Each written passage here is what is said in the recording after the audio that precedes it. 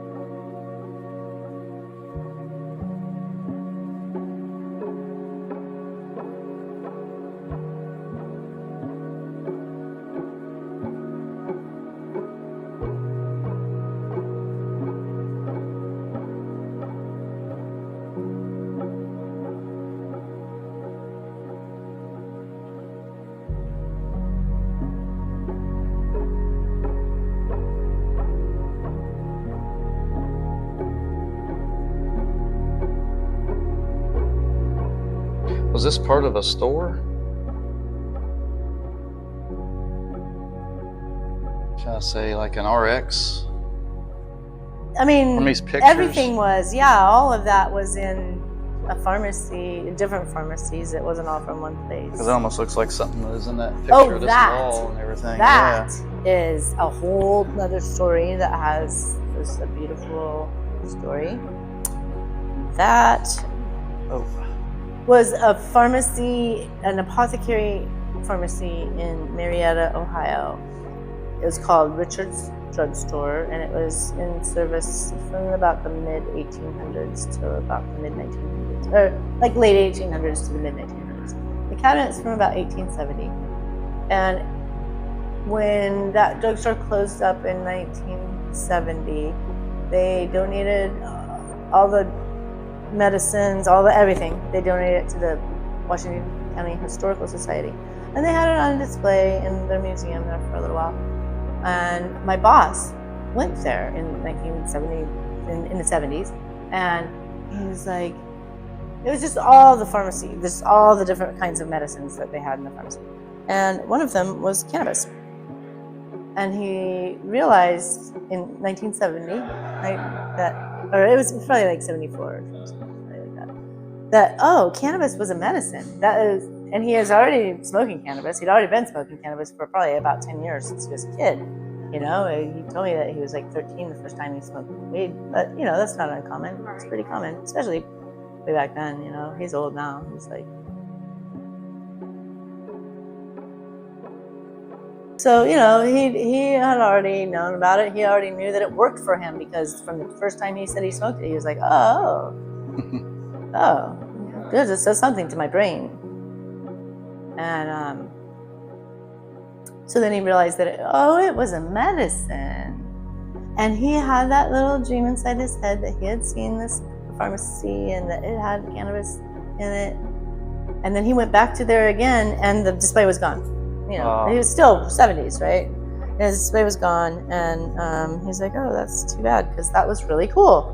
Well, then he starts collecting things, starts coming across things and collecting things and getting involved in the hemp movement and stuff, and collecting. And then he just, there came a time where he was, had a lot of money to put into his collection.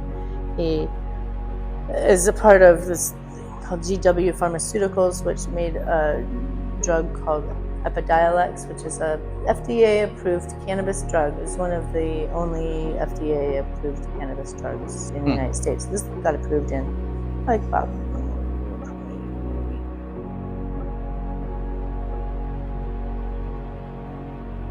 And so he was involved in that, and he got money from that.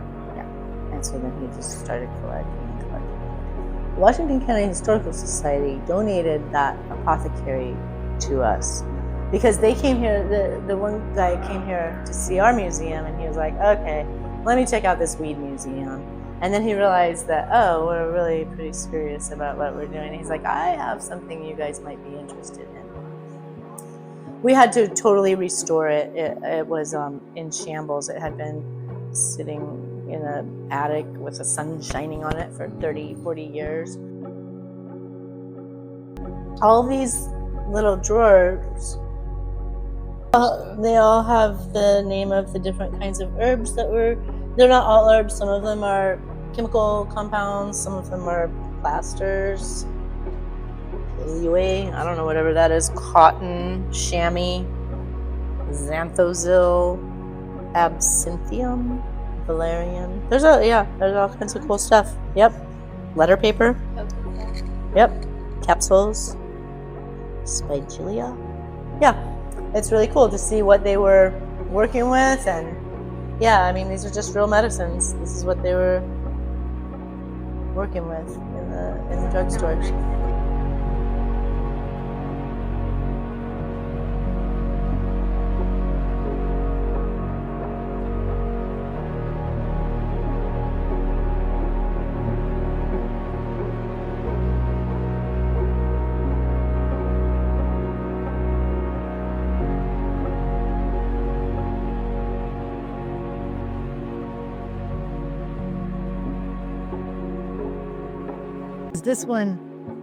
This one, it says all the opium, coca, or marijuana, any of this text. Yeah, but you have to have it if you're gonna in your pharmacy. Oh wow, and that's in Ohio too. This came from the backside of that case. Yes. Wow. Yes.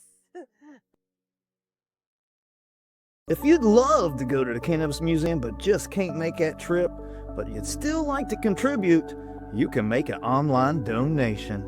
They also accept donated cannabis artifacts for the museum to display. Special thanks to Kristyn, Donnie, and everyone at the Cannabis Museum for their hospitality and allowing us to film our museum tour and educational segments for the channel to help spread the love and information about cannabis.